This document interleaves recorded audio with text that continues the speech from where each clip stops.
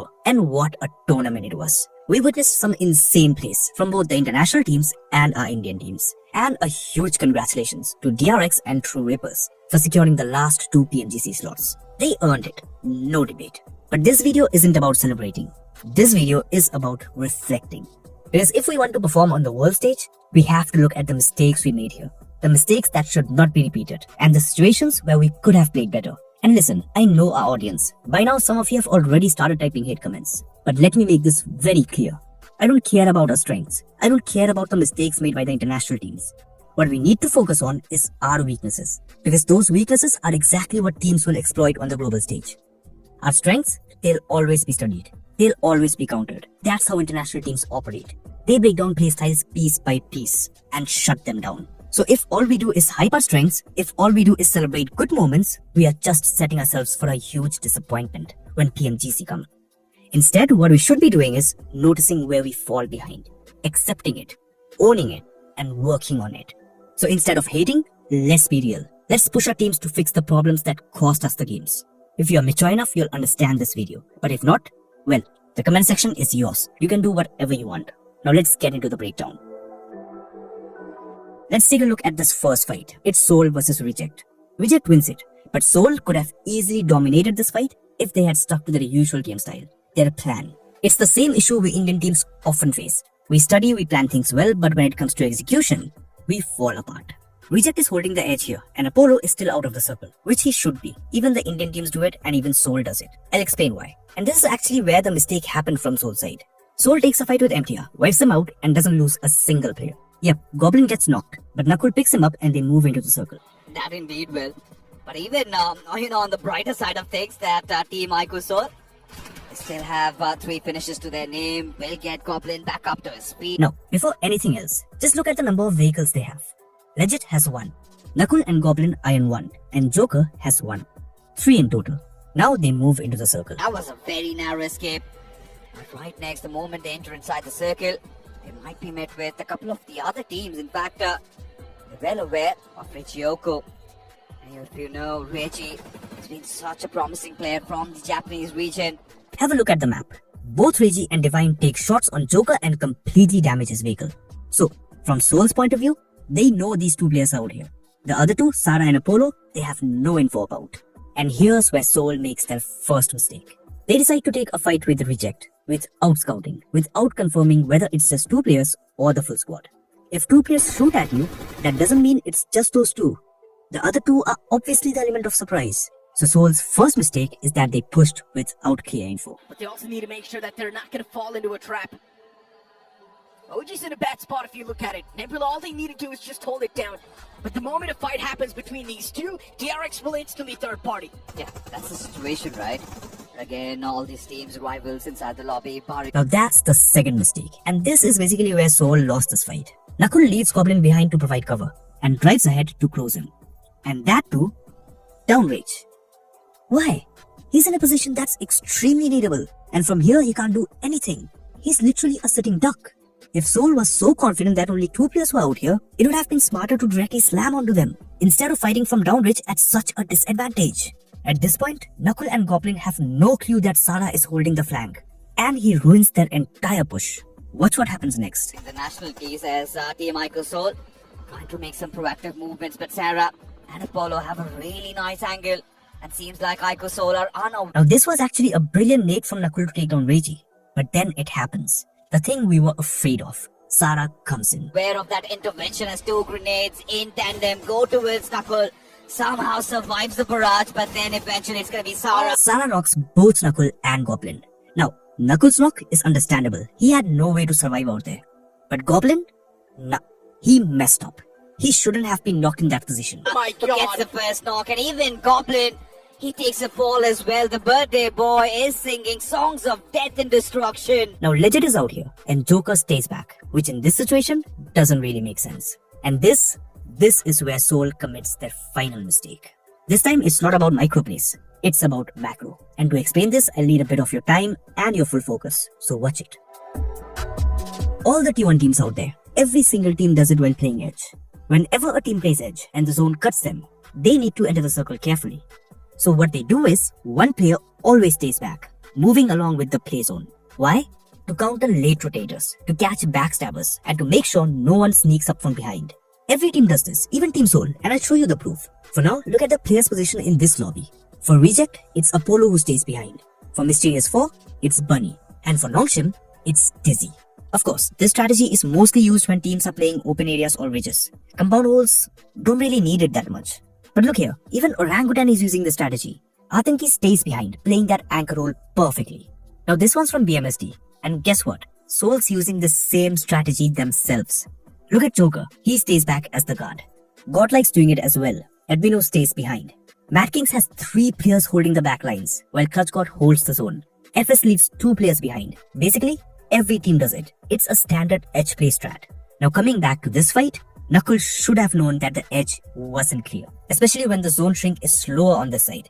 That's something basic for teams at this level. So instead of Legit coming forward and Joker staying behind, both of them should have gone around this side to counter that edge holding strat. If they did that, Sara wouldn't have been a threat anymore. He would have been forced to back off towards his team instead. This move that Soul pulled off, just look at it. All 3 players are stacked up in the same spot, at the same angle for Reject. It turned into an easy fight for them, and the worst part, Joker couldn't do anything from his position. It just wasn't a good one. Plain and simple. Singing songs of death and destruction. As for Raikou Soul, they need a hero, they need a messiah. Soul, in a spot that's quite uncomfortable. It was an uphill battle for them. And that's why they're losing out on so many men. Now Legit out here had almost turned the tables. If he had knocked one more player from Reject, the fight would have completely gone differently. But to be honest, at this point, we can't blame him at all. He tried his best. Soul had already messed up their macro play from the very start. Given spot. Joker is still standing, but it's better to keep that social distance. The moment he closes up, even Joker will be shut down. It's an uphill battle, tough to convert. And that's what Joker's realized. Now this is the play many of you criticized me for. You said Mysterious 4 was cornered. They were at a disadvantage. They had nowhere to go. And that D+ didn't really do anything special here. I didn't reply much in the comments back then, but I'll prove it to you now. Mysterious 4 wasn't cornered from the start. They could have easily reversed the situation and put D+ at a disadvantage instead. They just reacted too slow and D+ took advantage of it, cornered them even more and then made the perfect push. I don't know how mature some M4 fans are because looking at the comments, it didn't really seem like it, but I hope you'll understand this time. So, K9 were the first ones to hold this ridge and they were already in a fight with Soul, who were clearly at a disadvantage. But as soon as the new circle formed, Slug and Omega grabbed their vehicles and tried to take control of this entire ridge. But Slug overcommitted and Mysterious 4, who had just arrived on the opposite side of the ridge, took him down easily. Now K9 could have easily taken down Mysterious 4 and honestly they might have even won the entire game if Slug hadn't overcommitted. Like literally, they would have won the whole thing. Of course, the duo of Mad Kings might have done the same thing which they did with D+ and win the game, but that's a different topic. Anyway, that one mistake led to their complete wipeout. Watch this fight first. But now Beast finding himself back, and now Mysterious 4 even closing in on Omega. He's been stellar. Bunny closing in. Omega, he dodges that and instantly the push, the pour comes in on him. Ninja Boy comes for the rescue, takes his snow jot down, but for Ninja Boy, he's got a nade incoming. K9 Esports, they need to win this game. And that's the only way they also can take a lead. Mysterious 4 K9 match is very important for them. And this fight could be the game deciding fight. Because this is the highest priority hill. Did you see the confidence of Mysterious 4? It was incredible. They didn't give K9 even a bit of space to fight back. Yep, Snowjot did overcommit a little, but apart from that, everything was just perfect. But now D+ enters for the third party. K9 gets sandwiched and wiped. And this is where Mysterious 4 makes their first big mistake. See, reading the kill feed is a part of a calculated gameplay. Every T1 team does it. The only difference is how well they do it. How detailed, how quickly, how consistently. But it's mandatory. When there are 40 to 50 players alive, I understand. It's chaotic and keeping track of the feed gets difficult. That's acceptable. But in this situation where there are hardly 20 players left, 6 teams, this is where keeping track of the kill feed should be basic. I don't know whether Mysterious 4 actually read the kill feed or not, but looking at their decisions, it's clear that they didn't. If Mysterious 4 had actually read the kill feed, they would instantly know the team on the other side of the ridge is D+ Kia. Because when Nobu got the knock and confirm, their slot number shows in the feed. For example, the kill feed basically says Team 10 player 4 knocked Team 8 player 4. And when the confirmation happens, the player names pops up. At this level, teams must remember slot numbers. If you see Nobu confirming a player in the kill feed, you should automatically know. Okay, the team on this ridge is D+ Kia. Their slot number is this. That's basic T1 awareness, and Mysterious 4 missed it, and that costed them. They had been staying aboard for quite some time, and even DRX, they refused to bow down. Sekshi, the final player surviving, and he's been put to rest. Phoenix, he gets the job done, but DRX again make it inside the top 7 with decent amount of finishes, but D plus Key out of nowhere. They come in and suddenly start dismantling K9 as Kratos continues on with his onslaught. As for Nebula Esports, they might be challenged, and CAG Osaka, they know who their next target is. Yeah, but Nebula Esports and Look at the kill feed now. Apollo knocks Chips, and where's Chips? He's still inside the squad house. So someone has to go back and revive him, and that someone is Fabian. Which means at this moment, only 2 players of D plus K are holding the ridge. Meanwhile, Mysterious 4 has 3 players on the ridge, fully active and ready. This was their window. This was the moment to take control of the ridge. But they didn't. If Mysterious 4 had read the kill feed, they would have known that a D plus player got knocked. Which means 1 player must go for the revival, leaving only 2 players from D plus active. That was the perfect moment for Mysterious 4 to push forward, scout ahead and build pressure. And remember how many of you said Mysterious 4 were trapped? They had no space to move? They were cornered? No. Right here, they had space. Right here, they had the advantage. If they pushed at this moment, D plus Kia would have been pinched. Pressure from Mysterious 4 on one side and pressure from the players across the ridge on the other. And that didn't happen. So either Mysterious 4 was slow to react or they didn't read the kill feed.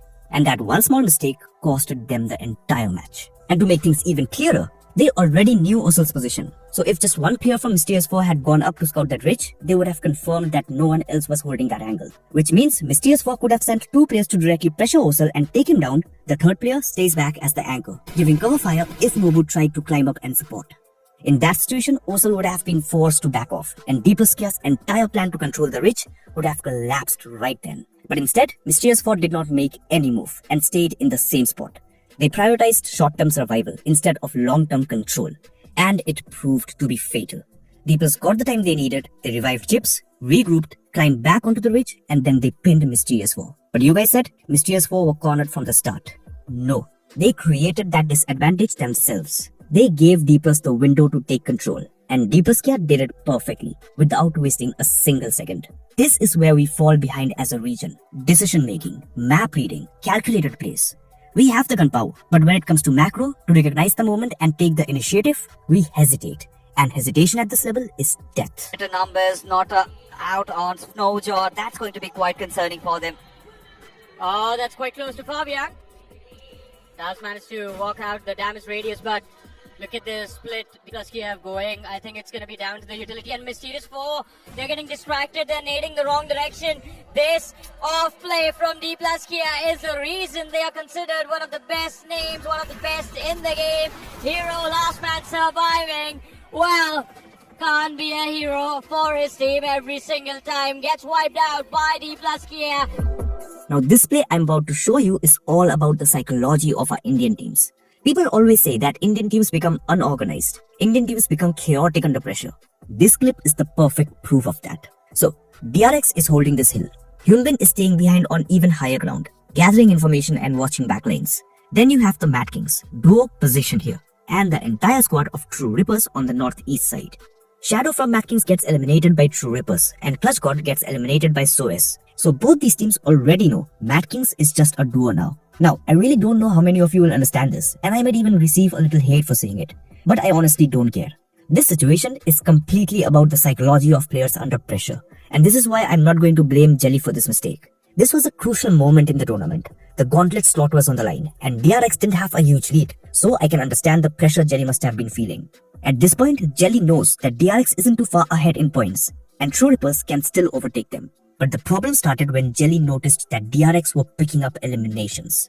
DRX were already at 7, while True Rippers only had 1. So somewhere in the back of his mind, he must have felt that DRX were pulling ahead quickly. And in this match, True Rippers were playing extremely passive. They were only prioritizing survival. But the moment Jelly saw DRX getting those eliminations, he changed his mindset. And that's where the mistake happened.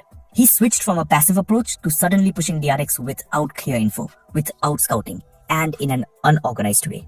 True Rippers didn't take any fights the entire match, not even during rotations, so this sudden push under pressure was obviously going to fail. It wasn't even planned properly. True Rippers actually had other options here, but the pressure of DRX pulling ahead made them go for a direct slam without proper planning. The only idea they went with was 3 players will slam straight and 1 player comes from the side for an off angle. True Rippers thought DRX saw them coming and backed off into the rip. But that wasn't the case. DRX was already set up to counter every kind of slam TR could have gone for.